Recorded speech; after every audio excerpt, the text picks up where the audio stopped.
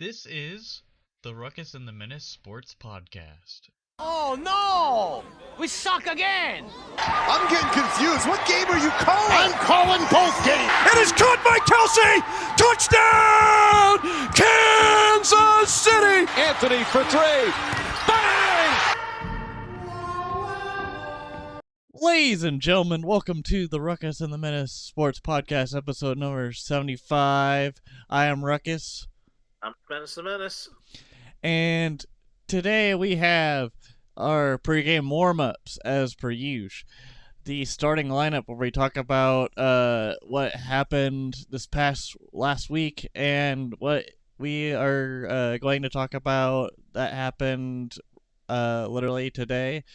And then we're going to talk about our Gold Glove winners from the AL and NL.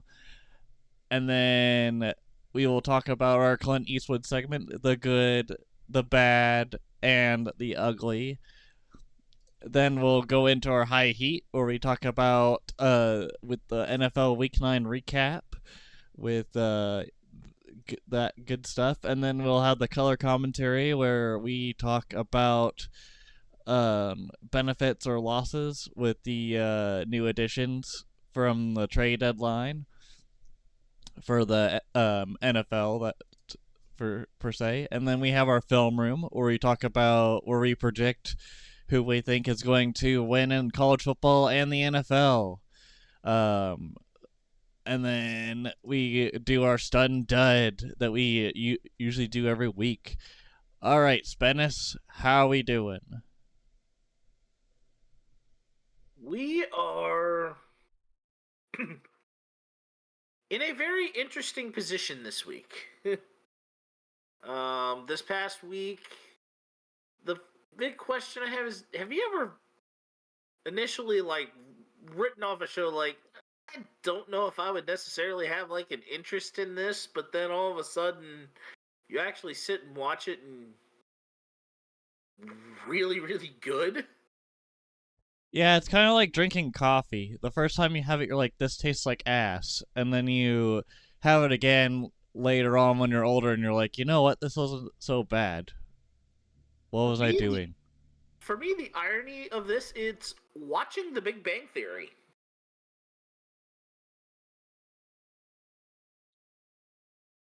Kidding you.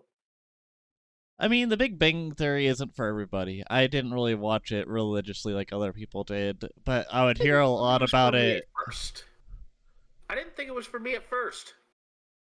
But with how nerdy everyone is, and Jim Parsons makes the show. If you watch that, you should watch Young Sheldon next. I eventually...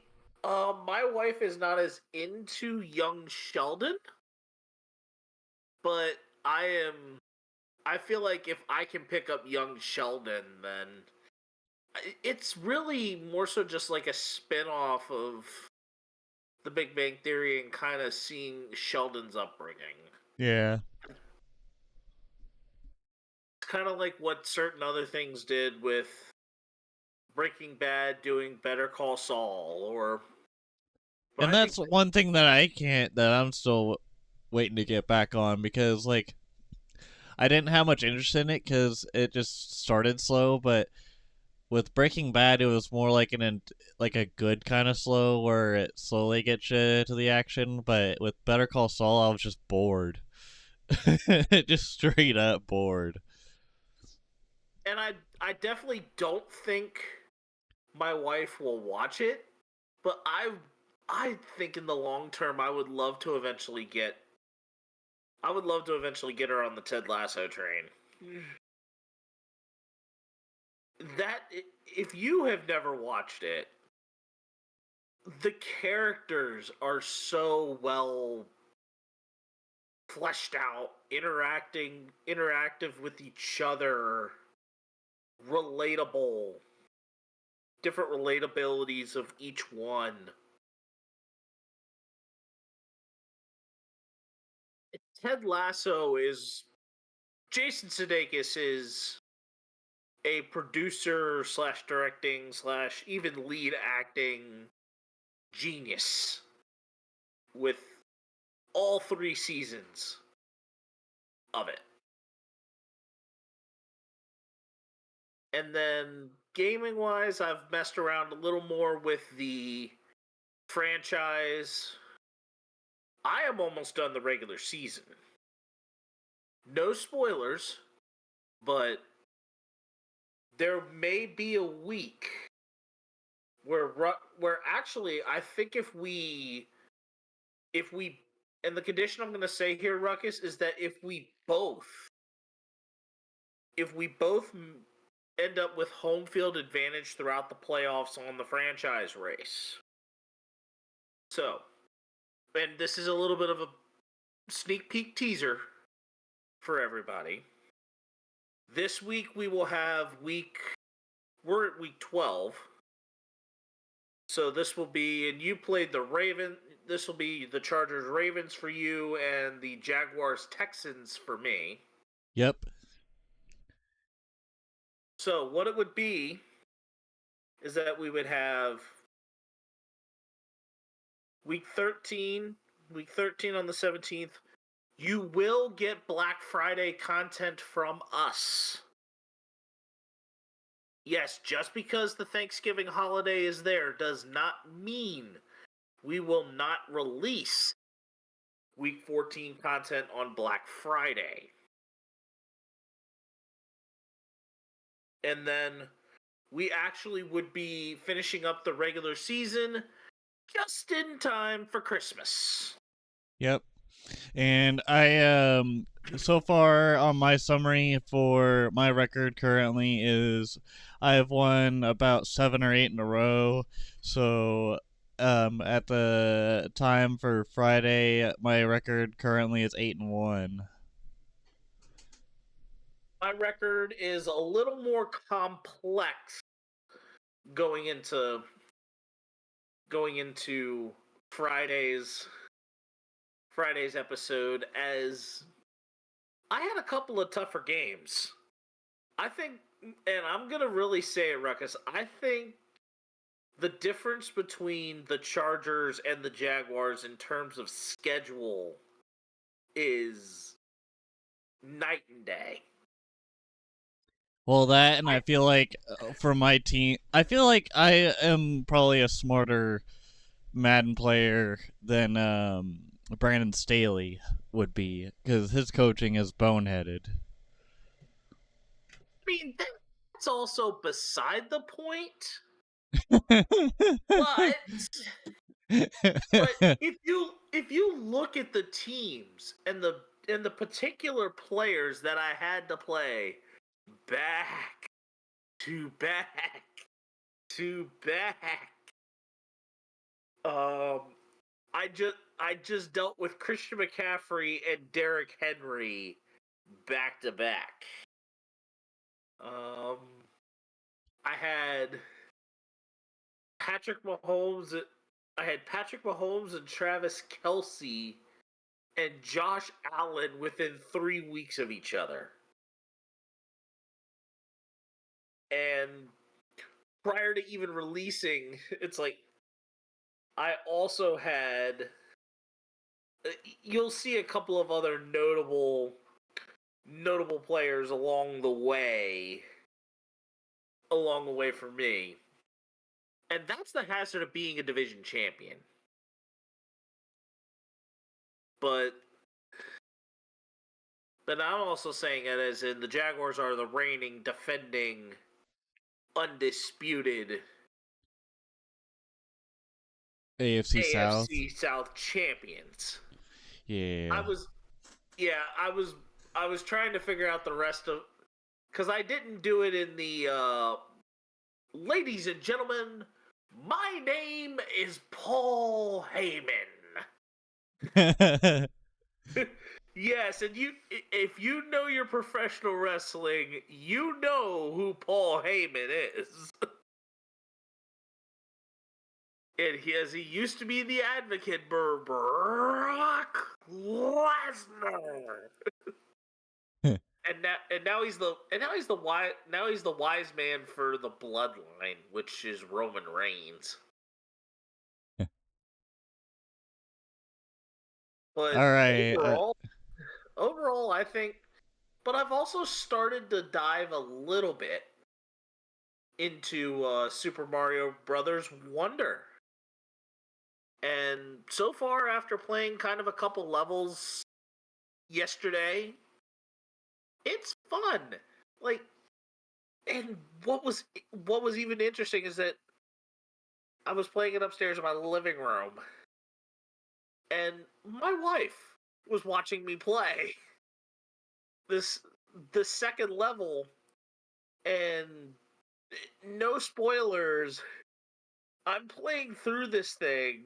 There's one particular piece that you go through in it, and she just chuckles at how ridiculously absurd.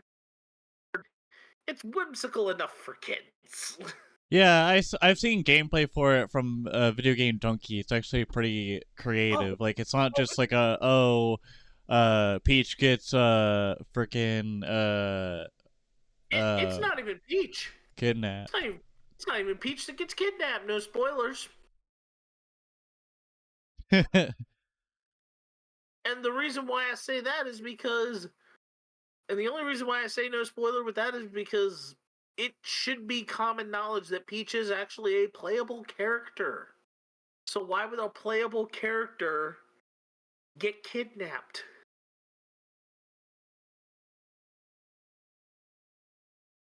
And I will probably be speaking a little bit more to this here in a couple of months, so stay tuned, probably around sometime in January for for a potential episode of Two Nerds in a Pod. Shout out Lam and Mac. That is still to be, at least the scheduling of when this will be a thing is to be determined. But I look forward to it.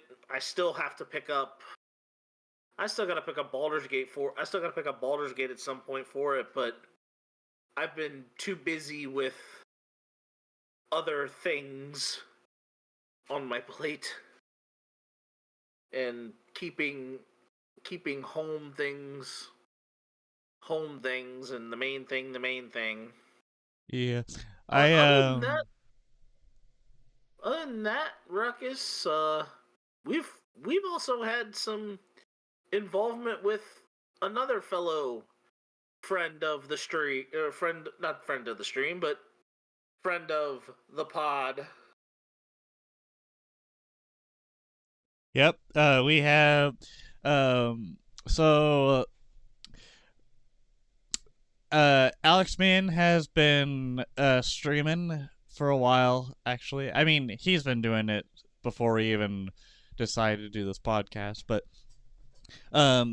last Tuesday, me and Spennis and I decided to join Alex Mann for a Tower Unite stream where we ended up playing mini golf. I didn't join till like later in the night because I was exhausted. I was But also a little bit later on into the thing. I think it was like about closer to like 10 o'clock when I jumped on, like 10 o'clock my time. yeah, because so now that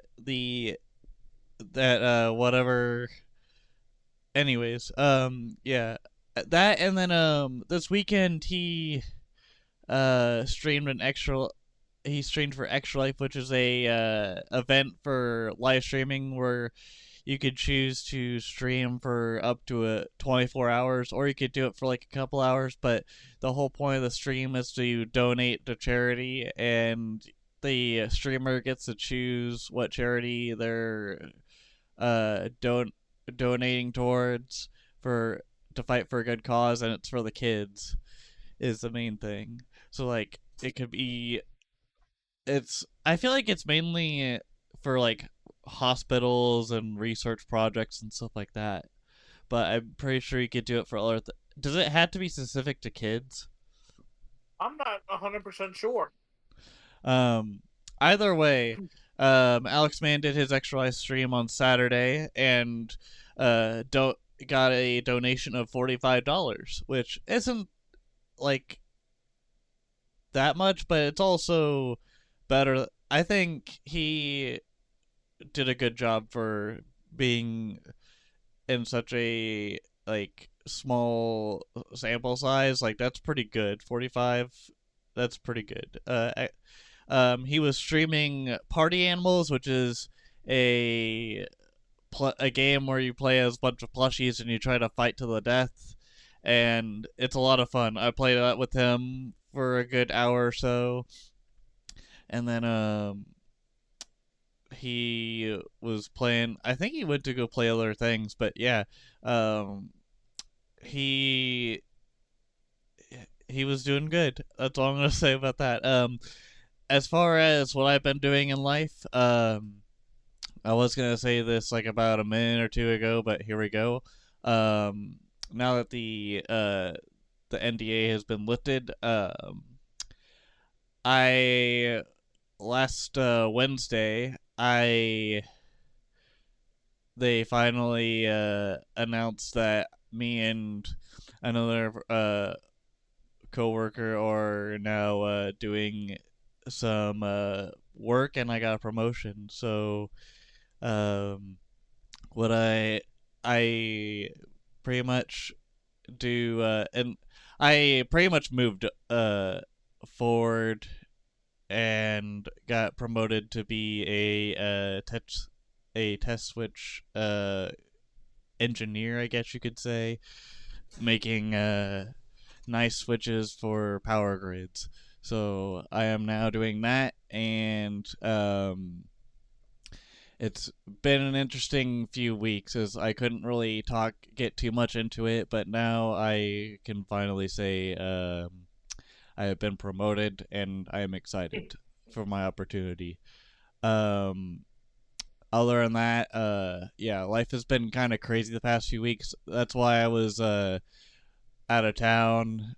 I went to Arkansas and learned some cool stuff, and got to I got to experience more of like the deeper parts of Arkansas, where it felt almost like I was in a tropical island per se. Like if like someone filmed uh like an island movie like King Kong or something, and they said, "Oh, we filmed this in New Zealand," but really they lied and they said they filmed it in Arkansas. I would totally believe the whole New Zealand vibe, because it feels like a tropical like island kind of thing. But anyways, back Quite on weird for topic. a state that is very much in the middle of nowhere. Yeah, and we were pretty much in the middle of nowhere, but as far as video games go, I tried out the new playtest for the finals, which is an arena shooter. It's a 3 versus 3 versus 3, so not necessarily a battle royale, but it's a Like trios. yeah, like trios. But there's also a mode called Bank where it's 12 players, but it's 4 teams of 3, and I don't know what to. You're basically trios. And I don't know how to feel about the game. I played a little bit of it, but I feel like it's more of one of those games where you play it with friends and you get a group of 2 others and you play. But I liked the destruction of it, because the former DICE developers that were on development for Battlefield 3, 4, and Bad Company were the leads for the destruction of the environments, and it's all server based, so it's not client based. So like, think of Rainbow Six Siege but on steroids when it comes to the destruction. You could literally throw C4 on the ceiling of a 5-story building, and then like the floor will drop out, and then you can like have a bunch of other crazy moments in a game too. But game is still in early access. The beta was started last week, and I played a little bit of it here and now and then. But Payday 3 also got a update. Finally, they finally patched the game after about a month and a week of the game being out. and they did a lot of bug fixes, and we're hopefully going to see what happens with that in the future. I've been playing the crap out of that. I've been keeping up with the Madden stuff for our Super Bowl race. Like I said, I haven't lost in a while, and I've been getting kind of lucky with the way things have been going. The Chiefs won for sure. Thank you guys for watching that one. And also, thank you for watching the Aaron Rodgers video about me playing the Jets. I really appreciate the 31 views that I got on that. I mean, every video we've appreciated, no matter how many we end up getting, whether it's been the last couple of them that Ruckus has had that have blown up, or the ones that I've sweated every single second of a game to try and bring the best value to it and make it somewhat interesting and trying interesting. I feel like I've plummeted right now, but at the same time I feel like I've had tough opponents each and every game. Yeah, I think I've gotten a lot better with my commentary too, because like at the beginning I was kind of just riffing around, and now I'm trying to be more like, I guess you could say, a hybrid between Joe Buck and Rich Eisen. Because like Joe Buck is literally like, and he intercepts it or whatever, whereas Eisen has more like emphasis on his stuff. It's not just and first down and like I don't know. I try and give a little bit more so from the I'm more so from the coach's box on certain things where it's like I'm like, oh, you don't want to do that. Like basically, it's like, oh, you don't want to do that. You really don't want to do that. Or like, I see something. Yeah, and anyways, yeah, But I also have messed around with Headbangers Rhythm Royale. I also forgot to mention that one as well, but that one it's another outside the box battle royale game where it's only 30 players at a time, but you deal with rhythm based party games and you try to be within the qualifying range, which is kind of scoring within the first round. You have to be in the top 20, then the top 10, then the top 5, and then win it. And then win it. all right. Let's get into our meat and potatoes. Yep. With the starting lineup. Should we go for the good, bad, and the ugly first, actually? Because oh yeah, why don't we go ahead and do that? hold on, Get right hold to our on. Eastwood segment here. Whoa, whoa, whoa!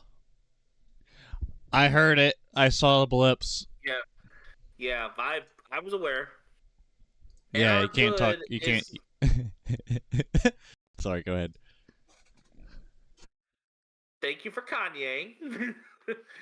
All right. Now that I have an opportunity to finish, our good is going to coincide with pretty much one of the top stories of our starting lineup this week, in that the Rangers win their first World Series in franchise history over the Diamondbacks in 5 games. And mind you, the Texas Rangers. There were 2 teams that have been formerly known as the Washington Senators. You had the first set of Washington Senators that were more known for having the likes of Harmon Killebrew. Harmon Killebrew's records are more so now known to be officially recognized with the Minnesota Twins. About 10 years after that, into the early 1960s, right around 1961, the league decides, oh, we're going to expand back into DC again with the Washington Senators. About 10 years of this occur. The franchise says, oh no, we're going to leave DC and we're going to go to Arlington, Texas, as they have now become the Chuck Norris team, the Texas Rangers.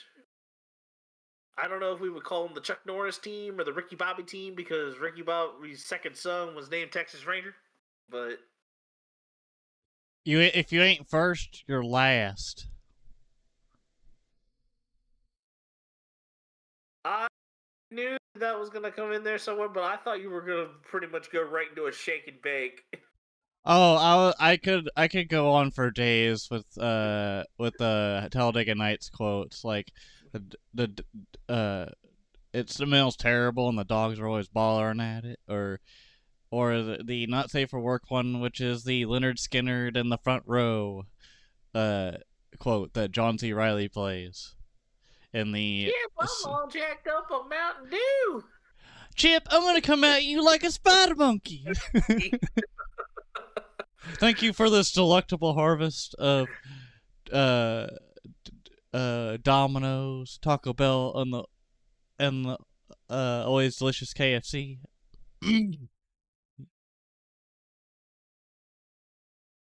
And Corey Seager has now become a multi-time World Series MVP.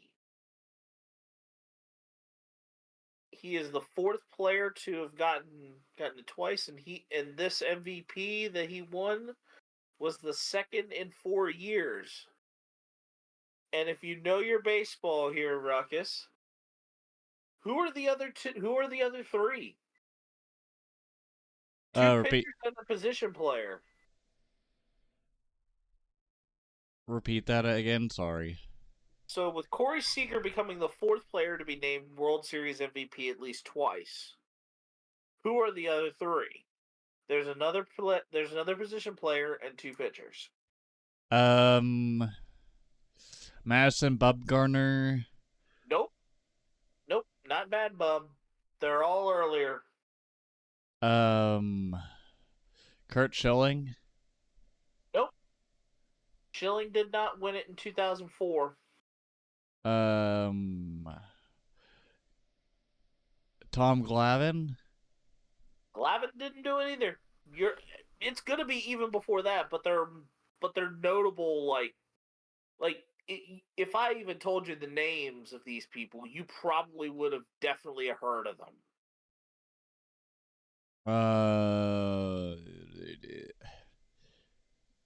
I give up. The pitchers: Sandy Koufax, Bob Gibson. Ah. I'm surprised. Wait, you've never heard of Koufax? I've heard of him. I just didn't think that far. You didn't think Koufax, yeah. And then the other one, then the other position player, Mr. October himself, Reggie Derek Jackson. Jeter. Oh. No, he's Mr. No. November. That's Derek Jeter's. Derek Jeter was always Mr. November because I think it was notably that at least one World Series of his was bumped into the month of November.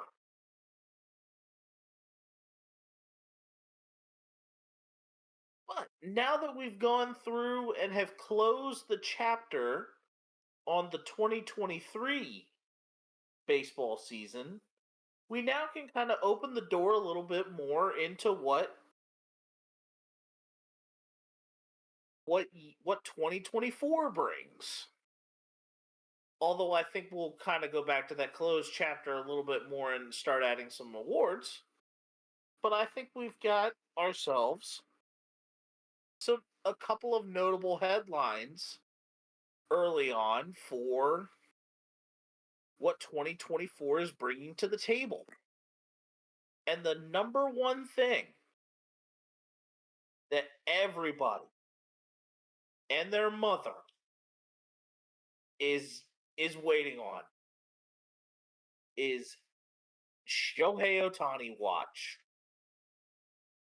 Ohtani is officially a free agent.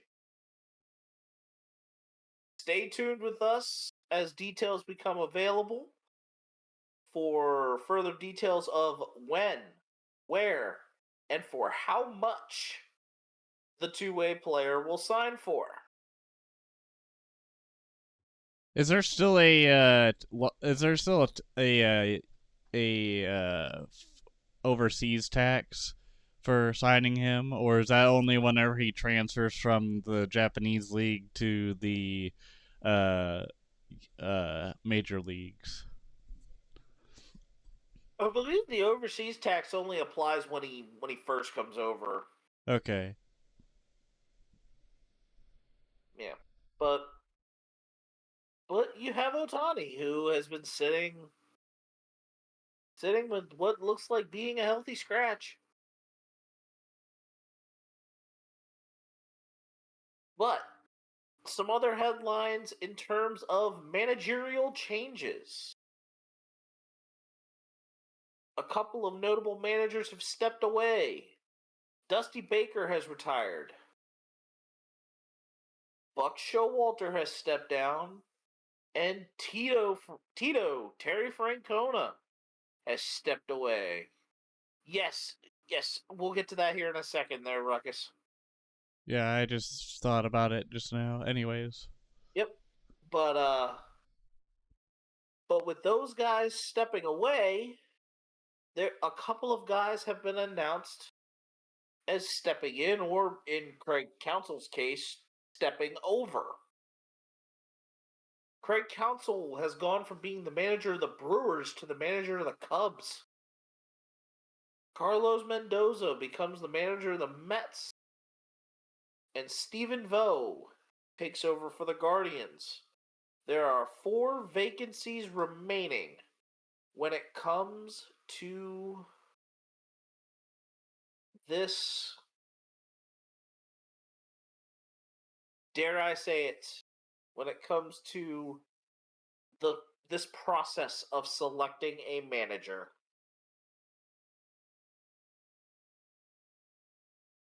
Ronald Acuna has won the Player of the Year as voted by his peers.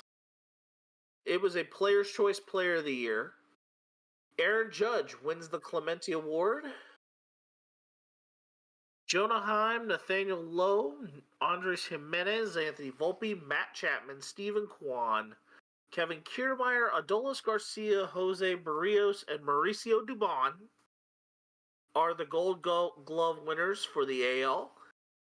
And then Gabriel Moreno, Christian Walker, Nico Horner, Dansby Swanson, Brian Hayes, Ian Happ, Fernando Tatis, Zach Wheeler, Hassan Kim, and last but not least, an honorable mention for my dud this week, the Shepherd University alum and Colorado Rockies center fielder, Brenton Doyle, for winning his first career Gold Glove,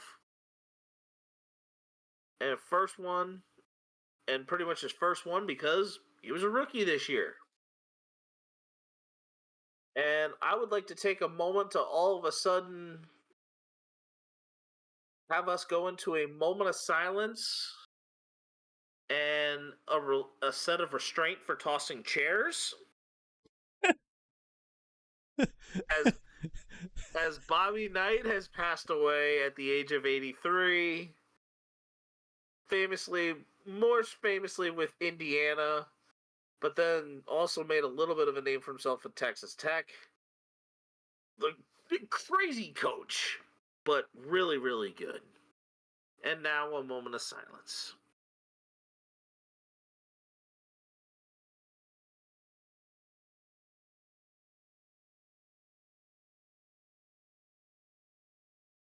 Thank you. And we kind of rolled the starting lineup into the good, bad, and the ugly for this episode. And now we go into what was kind of bad. for this week. And I'll let Ruckus handle this one.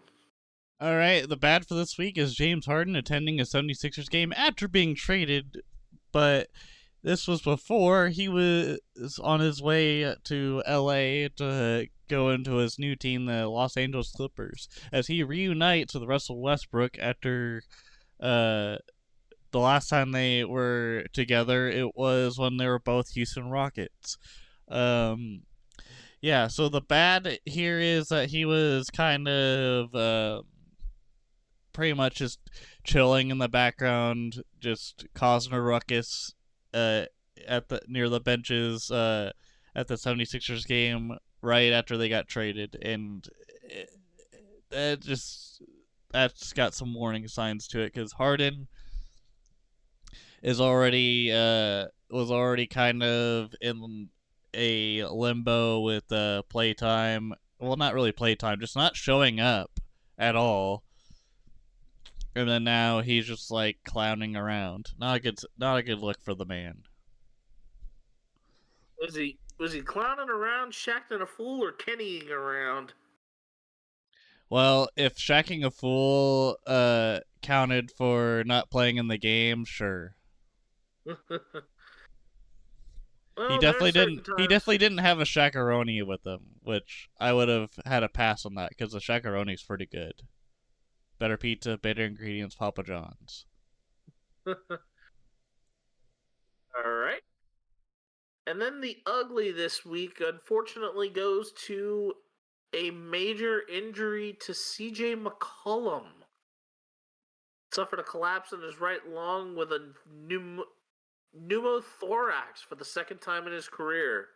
He had his first one before becoming a Pelican.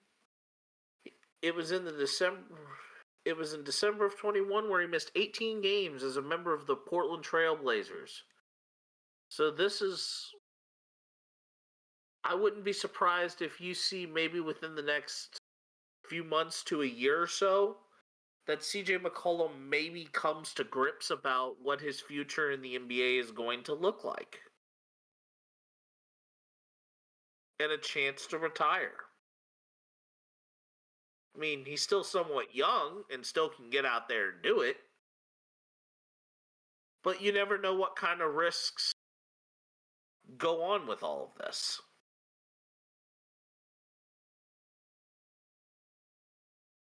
Now that we have wrapped up talking our good, bad, and the ugly, let's get right into some elements of the high heat as we recap Week 9 of the NFL season.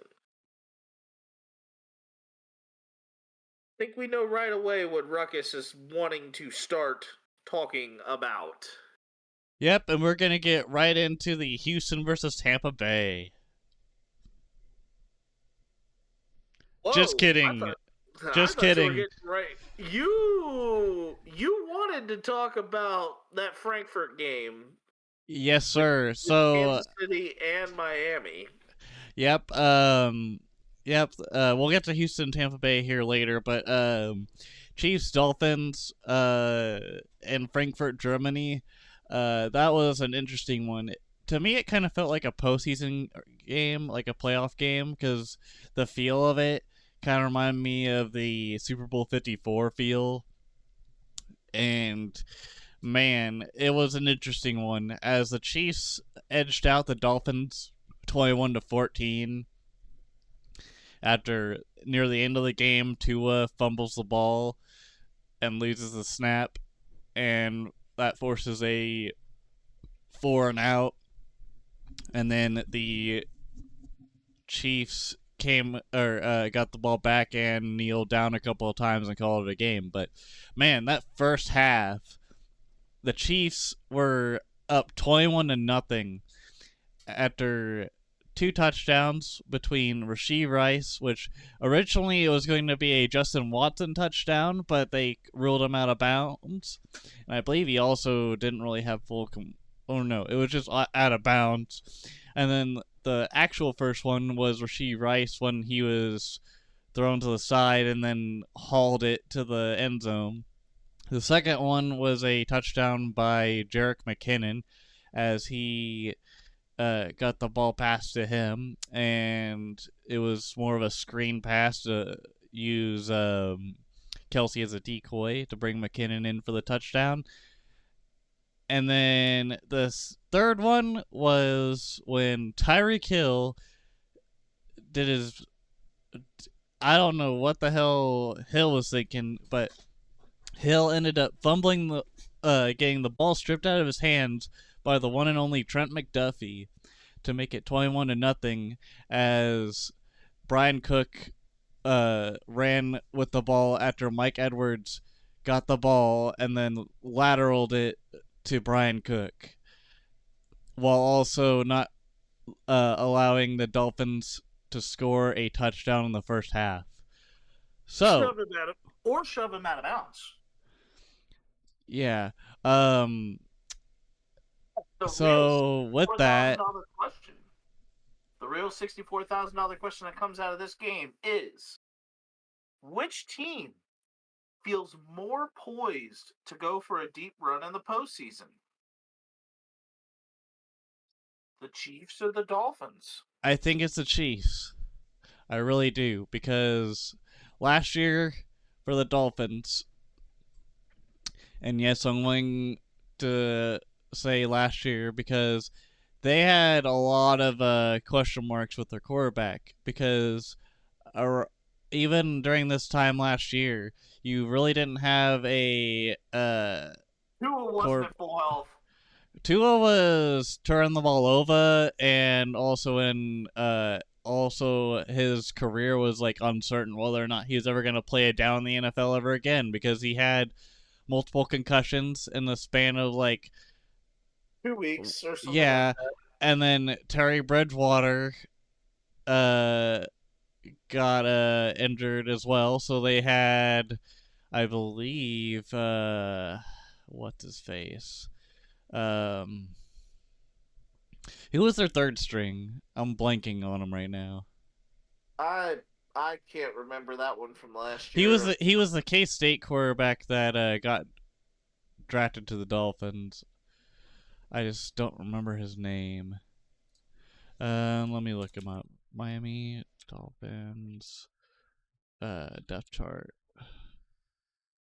But ultimately, Skylar Thompson. Yeah.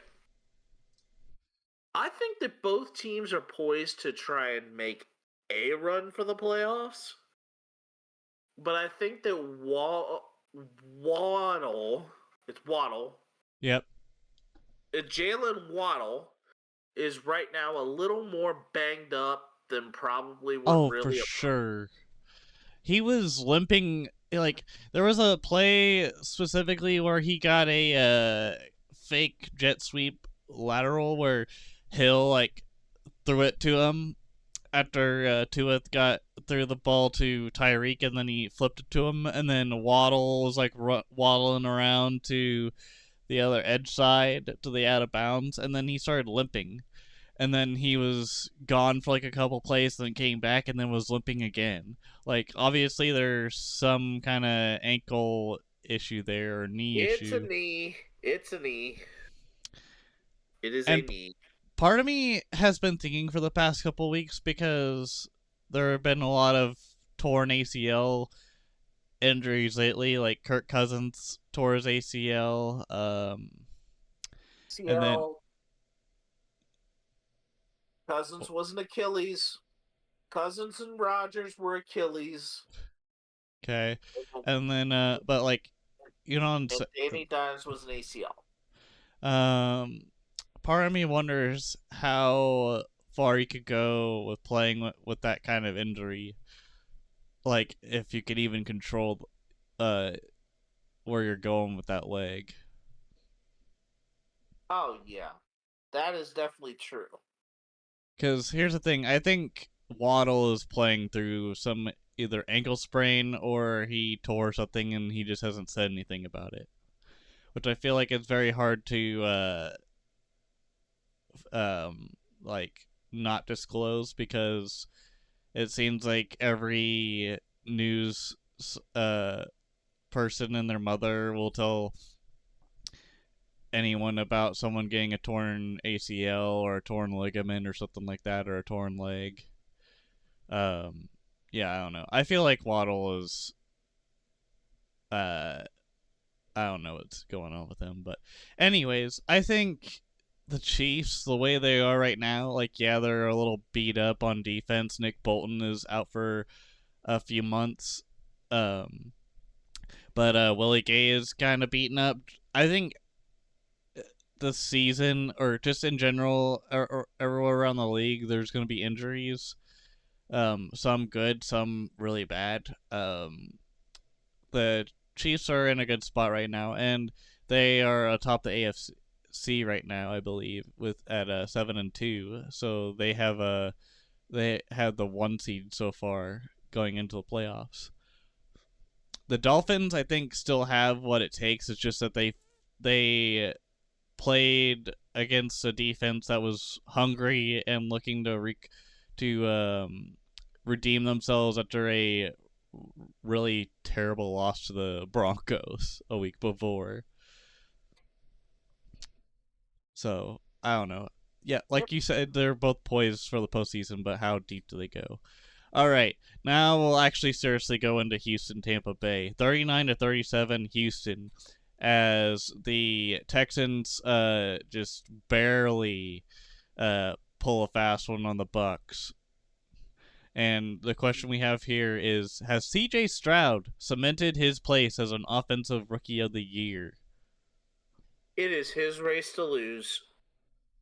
I agree. I think, okay, so I don't know if it's like first year. Well, I don't even think Mahomes won rookie of the year whenever he went in, because I think he was technically a second-year quarterback whenever he.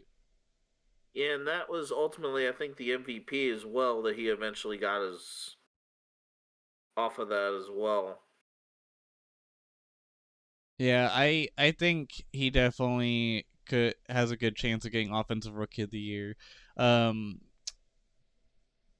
Defensive could have been Christian Gonzalez, right? Am I saying that right? What for Houston? Well, I was saying for the Patriots until he busted his leg. Oh yeah. But yeah, I think that game was definitely an interesting one, as D'Amico Ryan helped get those extra points to win over Tampa. I've been kind of surprised with Baker though too. That throw to Mike Evans was insane. Yep. All right, Vikings Falcons 31-28 Vikings. We can talk about the Vikings and Falcons. All right, will the Vikings be okay after all? I think ultimately they could be, but they're going to be dealing with a lot. I think Dobbs was facing a mediocre team in the Falcons. Yes, you could argue that the Falcons looked like the better team in the beginning because the Falcons were got a safety, they got a field goal, and then they kind of were like fighting up on the Vikings most of the game, and then the Vikings somehow pulled ahead and got them late in the game. But Dobbs, I think, was since he was pretty much the only option at that point, because Jaron Hall it was out of the game with a concussion. Yep. So I don't know. I feel like if the Vikings were to play, let's say, like the Eagles or the Dolphins, they'd probably not fare well. Their defense, however, though, for the Vikings has been pretty good, as they still have Danielle Hunter and why am I blanking on this? They got Danielle Hunter and a few other guys over there. I don't know. I think they'll be all right, but we'll just have to see how this next game goes for Dobbs, as he's been all right. Commanders Patriots 2017 Commanders. Is Max Jones a quarterback worthy of the Patriots picking up his 5th-year option? No. This is going to be a bold-faced no. I don't blame you for that. And here's why I am saying no. I believe that the New England Patriots should not pick up Mac Jones' 3rd-year option because I do not see effectiveness in leadership at the quarterback position with Mac Jones at the helm. There are too many distraught wide receivers in Patriots camp that make it really anything worth mattering. So I'm going to take that Mac Jones will not be the quarterback that Belichick franchises, and also will not be the one that he takes on the coasting mission that comes with it. So yeah, I feel like Mac definitely was one of those like quarterbacks that kind of just like sifted through the like college, and then really had his true test, which was the pros. And so far, I feel like I think his best season was probably his rookie season, or would you say not even close to that? probably his rookie season. And so far he's been kind of a mixed bag. I agree with your sentiment that they shouldn't go for his 5th-year option. And last but not least, for the major games that we will be discussing, Eagles 28, Cowboys 23. And the real question here is, what will the Cowboys need to do? Well, like Troy Aikman famously says, I think they need to establish the run. I mean, they have Tony Pollard. They've got CeeDee Lamb. You also Tony got Deuce Pollard, Vaughn. CeeDee Lamb, Jake Ferguson. And Jake Ferguson seems like the Kelsey kind of weapon that the Cowboys are using, because I think it was Studemaker or Shootamaker, whatever his name was.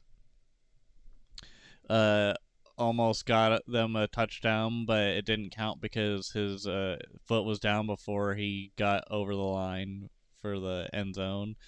I think the Cowboys just need to... Really, I think the Cowboys probably just need to stay the course.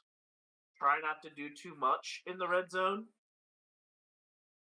That's easier said than done because their red zone stuff is horrendous. I mean, so is the Chiefs so far, it seems, too, like when they're in the red zone. But yeah. Neither here nor there at that point. But now, along with this week's football games, we also had the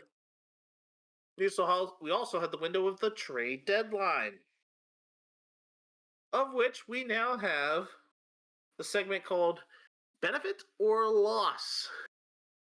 We have 5 deals to assess here, and we're going to quickly decide whether it's going to say it is a deal that will benefit or a deal that is just an ordinary 3 points.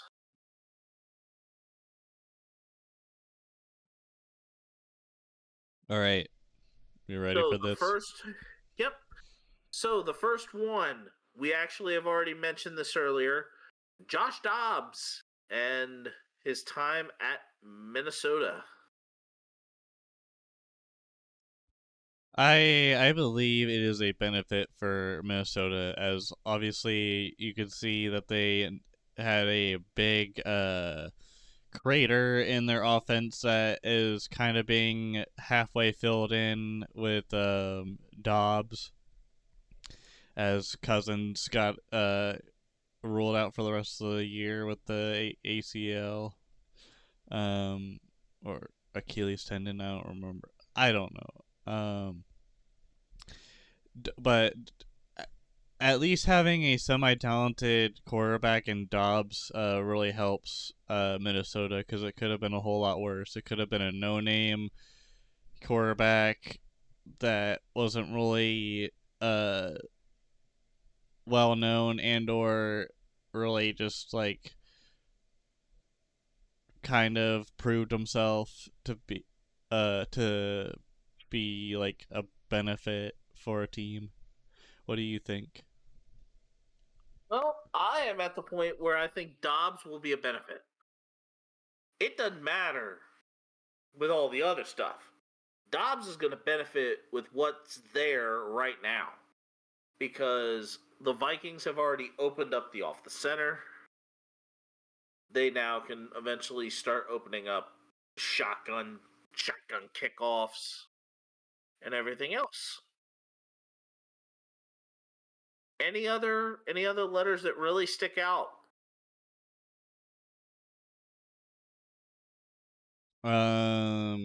For just this one in general. Well, it could have been either that or another one, but Uh, we'll shift to the next deal, since we've got nothing, and that will be that Rasul Douglas is now bolstering the Bills secondary. Is this a benefit or a loss? I think this is a benefit mainly because the Bills have been struggling on their secondary when it comes to injuries, as Poyer was hit with the injury bug. Kyer Elam has kind of been hit with it. They lost Tre'Davious White earlier in the season, so that didn't help their chances of having a better defense.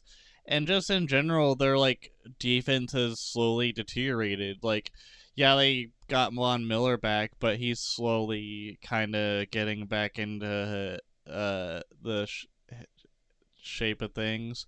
But like, at the end of the day, if you want to tell everybody that you're gonna try and go most of the way or pretty much all the way to a Super Bowl, you gotta be able to have the talent and the let up to prove that. And Rasul Douglas will be a decent enough stopgap for the Bills for that. I say a benefit. Yep. All right. So Spennis. This might be kind of a sore subject for you, but Chase Young to the 49ers.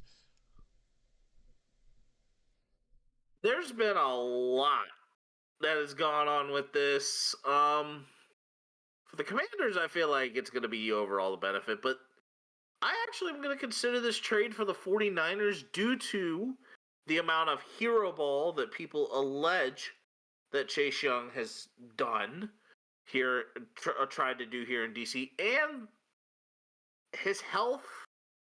His health has been very, very up and down. I think it's going to be a net loss for the 49ers. I do not think that they are going to get the maximum amount of benefits, but I think that for the Commanders, it was truly an addition by subtraction. Yeah, I think it's a benefit for the 49ers and a benefit for the Commanders, as far as they make it to where their cap is a little bit less now, because they don't have to extend him for next season. It's one less mouth to feed in free agency. Yep, but for the 49ers, it's a benefit as well, because Chase Young and Nick Bosa have worked together when they both played for the Ohio State Buckeyes. But I even think that Chase Young's injury history ever since he's come into the NFL is going to find some way, somehow, in rearing its ugly head. Yeah. It's going to figure it out.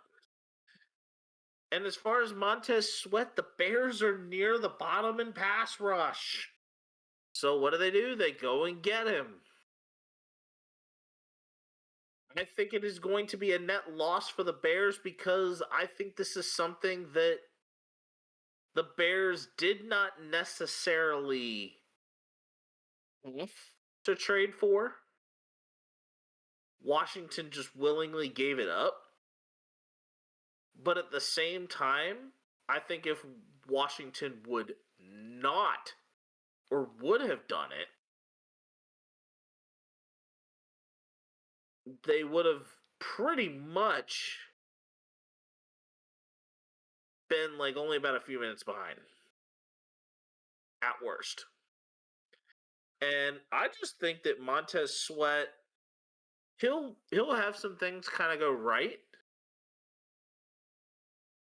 But I think that there'll be I don't think he'll be able to figure out getting his hands up against some of these good teams they have left. And the last one, Leonard Williams to Seattle.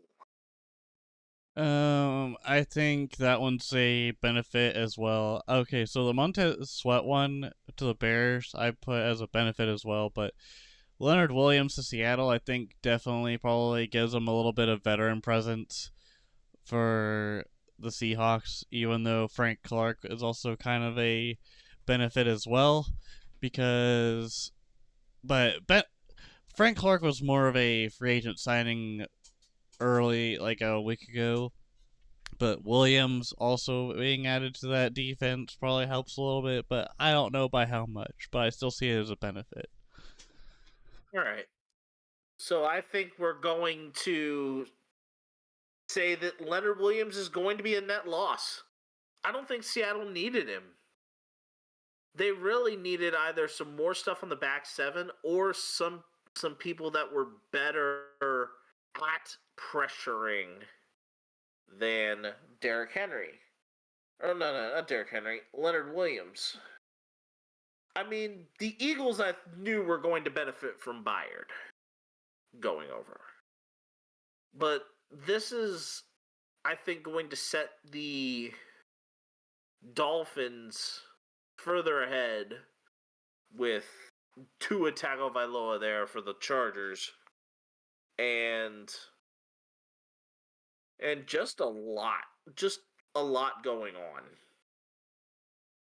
As they still haven't even gotten the 7 or all the coaches for Glory Road so that the Titans could just go straight to a build 'em up basketball program. Yeah. But I think it's going to be a net loss just because I don't believe that they were needed. Our next segment is the film room. All right, so Ruckus, you scored 2 points here, so you now are at 60. And if the Chargers win, which so far they are up 17-16 as of recording currently, that could mean I get 61. Jets. I think it's gonna be a 61-73. I'm hoping it's 60-74 going into this, but I've been picking up a lot on college football. And speaking of college football, we have a grand total of 16 points on the line in college football and 11 points on the line for standard NFL. And you can get a maximum of 29 points this week. So, Ruckus, the first game, Michigan versus Penn State. I think it's probably going to be Michigan. Yeah, I think Michigan is too complete of a team. Penn State's good. I just think Michigan is too complete. Utah, Washington. What? I'm going with Penix Jr., Washington. I think I'm going to go Washington as well. Uh, The next one here for 3 points is Tennessee, Missouri. yeah, I'm going Tennessee here. I am taking the Vols. And for 2 points, this time it's in Norman. I'm going with the Sooners. Boomer Sooner. I know we lost last week, but come on, Boomer. You all have lost your last 2. Y'all have lost your last 2. I think Oklahoma's slumping. WVU is climbing momentum-wise. I think we got to trust the climb. And I'm going with WVU here. Our next one here is USC and Oregon.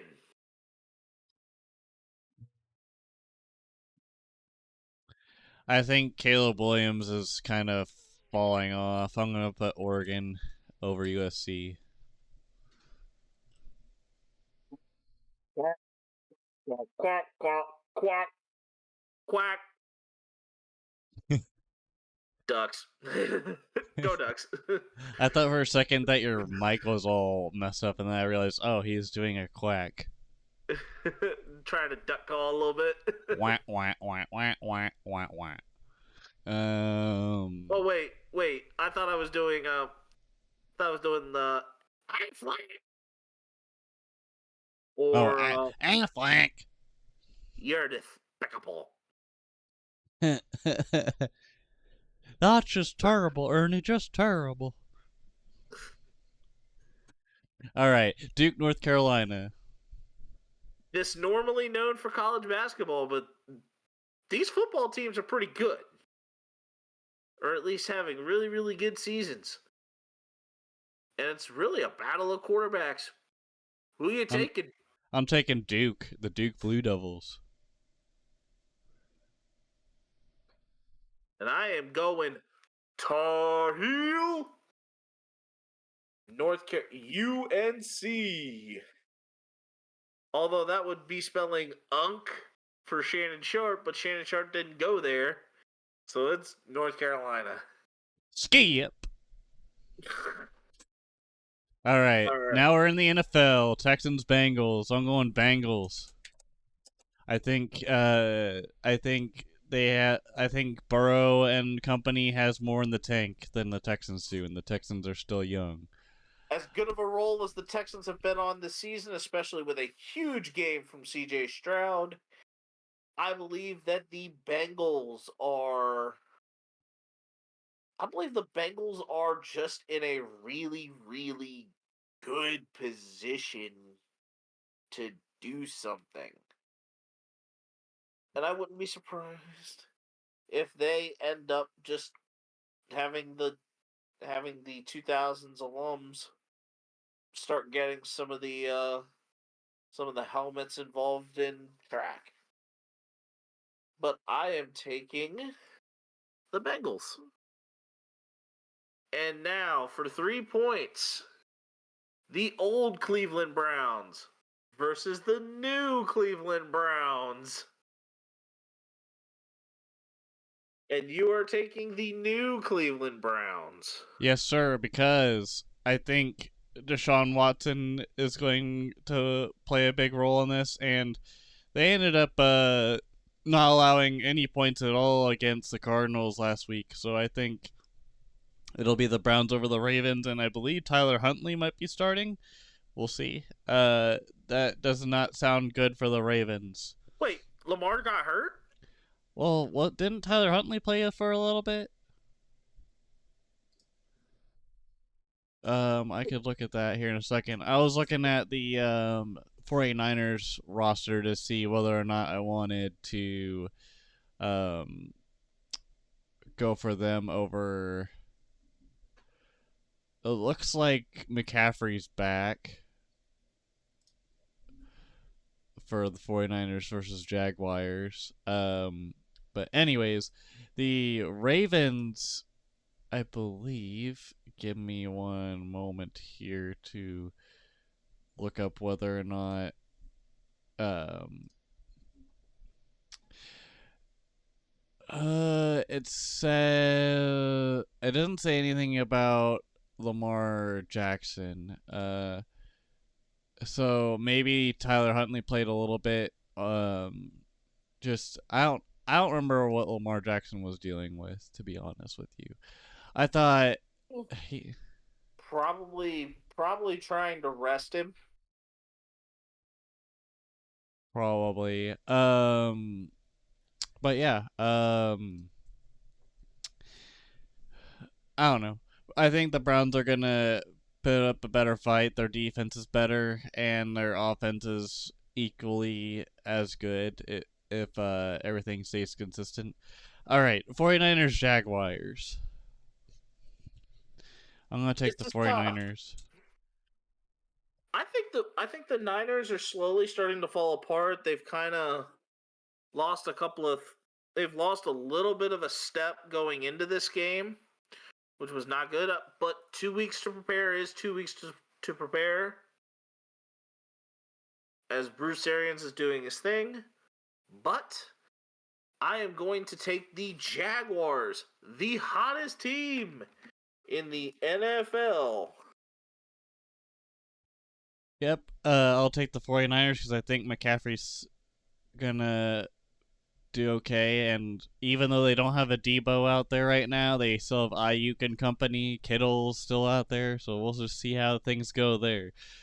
For 1 point, we had the Saints Vikings. I picked the Saints because I believe Derek Carr and company will do well. Him and Taysom Hill have been gelling pretty well. Also, him and Rashid Shaheed. And other candidates that have been getting the ball too. The Vikings obviously are kind of in a short spell, but we'll just see what happens. And then the next one, go for it. I took the Saints, and I also took the Commanders. Yep, and I took the Commanders over the Seahawks because I feel like the Commanders have more of what it takes, and I don't know if Geno Smith can take out a young or play against a young defense in the Commanders. And then our wild card lock. Yep. You have chosen the Cowboys to beat the Giants, while I am taking the Motor City Dan Campbell led Detroit Lions to put a nice little thunderstruck mark and thunder striking down the Los Angeles Chargers. The Chargers. And now we get right into our stud and dud of the week. Some of us have more than one, but Ruckus, take it away. All right, my stud for this week is the Chiefs defense in the first half, not allowing any points to the second best offense in the league of the Dolphins, or at least one of the best offenses in the league. And then my honorable mention this week is Brock Purdy working on his fiance's farm in Iowa during the 49ers bye week. And then my dud is no touchdowns for Tyreek Hill in the game in Frankfurt versus the Chiefs. He even said if he did score a touchdown, he would be telling Andy Reid that he told them not to trade him. But here we are. Anyways, Spennis, let's go. My first stud this week is one we've already talked about in Josh Dobbs for coming into that game against the Atlanta Falcons, freshly traded, no practice reps, and rallying the Vikings back for a victory. We had already mentioned the honorable mention of Brenton Doyle and his Gold Glove. But my dud this week goes to Texas A&M Shamar Turner for getting an unceremonious ejection against Ole Miss by punching an old lineman multiple times, including one below the belt. Oh man, that's where you don't hit. Yeah. And that was a little rough, and Shamar Turner may have gotten a suspension for it, or at least if he had a draft stock, that draft stock is going to get pushed way down. Go ahead and take us out, Ruckus. All right, ladies and gentlemen, thank you for listening to the Ruckus and The Menace Sports Podcast. This is a Ruckus and The Menace Sports production. I am Ruckus. Menace the Menace. Thank you for watching or listening to our podcast. We have been doing well on other platforms as well. We are also still on Spotify, Stitcher, and all your favorite platforms, even Amazon Music. Thank you for continuing to watch our Super Bowl race videos. They are a lot of fun to make. Also, just in general, thank you for tuning in every week. We'll see y'all later. Duval. Duval. Duval. Deuces. Deuces.